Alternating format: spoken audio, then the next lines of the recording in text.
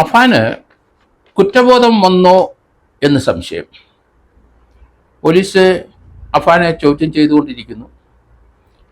അന്വേഷണം ഏകദേശം പോലീസിൻ്റെ ഭാഗത്തെ കഴിഞ്ഞിരിക്കുന്നു. ആദ്യത്തെ കേസിൻ്റെ വല്യമ്മയെ കൊന്ന കേസിൻ്റെ കുറ്റച്ചാർജ് ഏകദേശം റെഡിയായി എന്നാണ് മനസ്സിലാകുന്നത്. അതൊരു 60 ദിവസത്തിനകം ചാർജ് ഷീറ്റ് കൊടുക്കും എന്ന് ഞാൻ കരുതുന്നു. കാരണം പിന്നീട് കാര്യങ്ങൾ സുഗമമായിട്ട് പോകും. പോലീസിന് മറ്റ് 2 കേസ് കൂടെ അന്വേഷണം പൂർത്തിയാക്കിയ ചാർജ് തയ്യാറാക്കേണ്ടതുണ്ട്. ആദ്യത്തെ കേസ് എന്തായാലും 45 ദിവസം കഴിഞ്ഞപ്പം തന്നെ അന്വേഷണം ഏകദേശം പൂർത്തിയായി എന്ന് കരുതുന്നു. കല്ലറ പാങ്ങോട് പോലീസ് സ്റ്റേഷനിലെ കേസ് എന്തായാലും 60 ദിവസത്തിനകം കുറ്റച്ചാർജ് കൊടുത്തു കഴിഞ്ഞാൽ ട്രയലിൻ്റെ കാര്യങ്ങളിലേക്ക് പ്രവേശിക്കാൻ കോടതിക്ക് സാധിക്കും. ഇപ്പോൾ ജയിലിൽ കിടക്കുന്ന ചില വാർത്തകൾ പുറത്തേക്ക് വരുന്നുണ്ട്. അവിടെ ചില കുറ്റബോധത്തോടെയാണ് ഇയാൾ കഴിയുന്നത്. ആ ജയിലിലെ ഒരു നല്ല കുട്ടിയായിട്ടാണ് ഇയാൾ മുറി കിടക്കുന്നത് എന്നും വരുന്നുണ്ട്.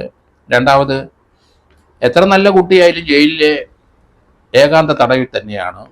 അയാളെ എപ്പോഴും നിരീക്ഷിച്ചുകൊണ്ടാണ് ജയിൽ അധികൃതർ ഇരിക്കുന്നത്. കാരണം ഇയാൾക്ക് സൂയിസൈഡ് ടെൻഡൻസി ഉണ്ടെന്ന് പോലീസിനും അറിയാം, ജയിൽ അധികൃതർക്കും അറിയാം. ഒരു ദിവസം ഇയാൾ ബാത്റൂമിൽ കയറി കഴിഞ്ഞപ്പോൾ ഹാൻഡ്കഫ് അയച്ചപ്പം ബാത്റൂമിൽ നിന്ന് വെളിയിൽ ചാടിയ ചരിത്രം നമുക്കറിയാം. അതുകൊണ്ട് അഫാനെ ഇപ്പോഴത്തെ ചിന്ത കൊണ്ടൊന്നും യാതൊരു പ്രയോജനവുമില്ല.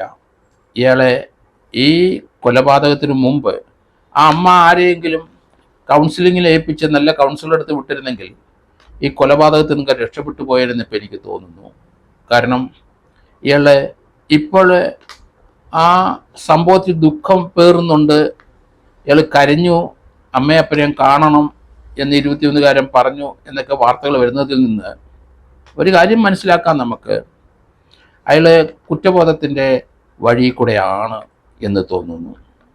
ഇനി കുറ്റബോധം കൊണ്ട് പ്രയോജനമൊന്നുമില്ല. കാരണം കുറ്റം എന്താണെന്ന് മനസ്സിലായി, അത് കോടതിയിൽ ബോധ്യപ്പെടുത്തി കഴിഞ്ഞാൽ ക്യാപിറ്റൽ പണിഷ്മെൻറ്റോ ലൈഫ് ഇംപ്രിസൺമെൻറ്റിലേക്ക് കാര്യങ്ങൾ നീങ്ങും. അതുകൊണ്ട് ഇപ്പോഴത്തെ ആ കുറ്റബോധം നേരത്തെ വേണമായിരുന്നു.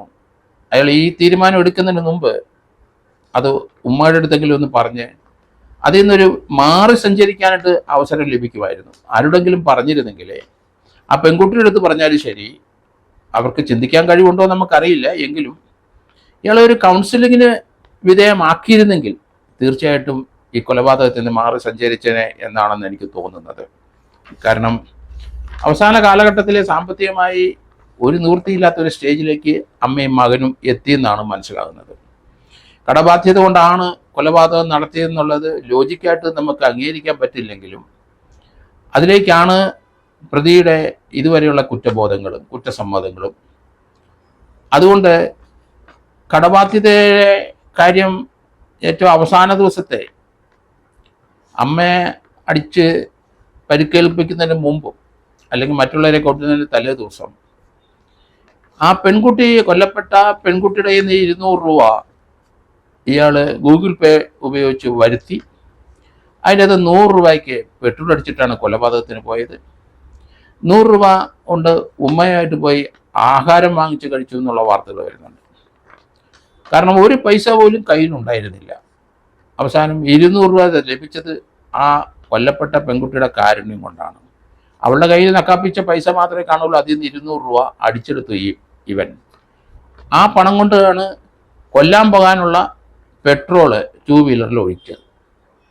പിന്നെ അമ്മയും മകനോടെ ആഹാരവും കഴിച്ചു എന്ന് പറയും. എന്തായാലും ഇപ്പം ചെറിയ കുറ്റബോധത്തിൻ്റെ സഞ്ചാരത്തിലാണ് അയാളെന്ന് പറയുന്നതിൽ യാതൊരു അർത്ഥവുമില്ല. അതുകൊണ്ട് യാതൊരു പ്രയോജനവുമില്ല. ഇയാളെ ജയിലിലെ പ്രത്യേക ഒരു ബ്ലോക്കിലാണ്, UT ബ്ലോക്കിലാണ് ഇയാളെ ഇപ്പോൾ ഇട്ടിരിക്കുന്നത്. എപ്പോഴും അയാളെ വാച്ച് ചെയ്തുകൊണ്ടിരിക്കും. ഇയാൾ എന്താ ചെയ്യുന്നതെന്ന് ജയിൽ അധികൃതർ എപ്പോഴും നിരീക്ഷിക്കണം. കാരണം ഏതു വിധത്തിലും ഇയാൾ ഒരു സൂയിസൈഡിലേക്ക് പോകാനുള്ള സാധ്യത വളരെ കൂടുതലാണ്. കാരണം 5 കൊലപാതകത്തിന് ഒരു വിശദീകരണം കൊടുക്കാൻ കോടതി കൊടുക്കാൻ ഇയാൾക്ക് കഴിയില്ല. 5 പേരുടെ കൊലപാതകത്തിന് തീർച്ചയായിട്ടും ശിക്ഷ ഉറപ്പാണ്. അത് ക്യാപിറ്റൽ പണിഷ്മെൻറ്റ് പോകാം. അതേപ്പറ്റിയൊന്നും വലിയ ബോധം ആ കുട്ടിക്കുണ്ടെന്ന് തോന്നുന്നില്ല. അജ്ഞതയാണ്, കൂടുതൽ കാര്യങ്ങൾ അജ്ഞത കൊണ്ടാണ് ഇത് സംഭവിച്ചതെന്ന് എനിക്ക് തോന്നുന്നു. കാരണം ഇതുവരെയുള്ള പോലീസിൻ്റെ അന്വേഷണത്തിൽ നിന്ന് പല അഭിപ്രായങ്ങളും വെളിയിൽ വന്നെങ്കിലും സാമ്പത്തിക ഞെരുക്കം കൊണ്ടും ഒരു പൈസ അവസ്ഥ കൊണ്ടും തങ്ങളെ ശിക്ഷിക്കാൻ തയ്യാറായ ബന്ധുക്കളെയും തങ്ങളെ മോശമായി ചിത്രീകരിച്ചതും അധിക്ഷേപിച്ചതുമായ ആൾക്കാരെ തന്നെയാണ് കൊന്നതെന്നാണ് അഫാൻ്റെ വാദം. അതുപോലെ തന്നെ പണം ചോദിച്ചിട്ട് തന്നില്ല, മാല ചോദിച്ചിട്ട് തന്നില്ല, അതുകൊണ്ടാണ് വല്യമ്മയെ കൊന്നത്. തങ്ങളെ അധിക്ഷേപിച്ച ആളാണ് അപ്പൻ്റെ ചേട്ടനും ചേട്ടൻ്റെ ഭാര്യയും, അതുകൊണ്ട് അയാളെ കൊന്നു എന്ന് പറയുന്നു. പിന്നെ അങ്ങനെയാണെങ്കിൽ തൻ്റെ ഒപ്പം നിന്ന അമ്മയെ എന്തിനാണ് തലക്കടിച്ച് കൊല്ലാൻ ശ്രമിച്ചത്? അതിന് ഒരു വിശദീകരണം മകന് തരാൻ കഴിയില്ല. എല്ലാവരും കൂടെ ചത്ത് ഇവനോടെ ചാകാനാണ് ഉദ്ദേശിച്ചെങ്കിൽ ഇയാൾ ചാകാൻ തയ്യാറായില്ല എന്നുള്ള വസ്തുത അവിടെ നിൽക്കുന്നുണ്ട്. അയാൾ എലിവിഷം അല്പം കഴിച്ച് പോയെന്നേ ഉള്ളൂ. അതുകൊണ്ടാണ് പോലീസിൽ പോയി കീഴടങ്ങിയത്. ഇവരെല്ലാം കൊന്നിട്ട് തനിക്ക് ജീവിക്കണമെന്ന് ആഗ്രഹമുള്ളതുകൊണ്ടാണല്ലോ പോലീസിൽ പോയി കീഴടങ്ങിയത്. എന്തായാലും ഏകദേശം 45-50 ദിവസം ആകാൻ പോന്നു. 60 ദിവസത്തിനകം കല്ലറ ബാങ്കോട്ടിലെ ചാർജ് ഷീറ്റ് കൊടുക്കും. പിന്നീട് പോലീസിന് മറ്റ് 2 കേസിനകത്തും ഒരു 90 ദിവസത്തിനകം ചാർജ് ഷീറ്റ് കൊടുക്കാൻ സാധിച്ചേക്കും. ഫോറൻസിക്കിൻ്റെ ചില റെക്കോർഡുകൾ, ചില റിപ്പോർട്ടുകൾ പോലീസിനെത്തിയാൽ ആ ഒരു താമസം മാത്രമേ ഉള്ളൂ. ഇൻ ആൻറ്റിസിപ്പേഷൻ ആ റിപ്പോർട്ട് കിട്ടാനായിട്ട് താമസം എടുക്കുന്നെങ്കിൽ പോലീസിന് കുറ്റച്ചാർജ് കൊടുക്കുന്നതിന് തടസ്സമില്ല.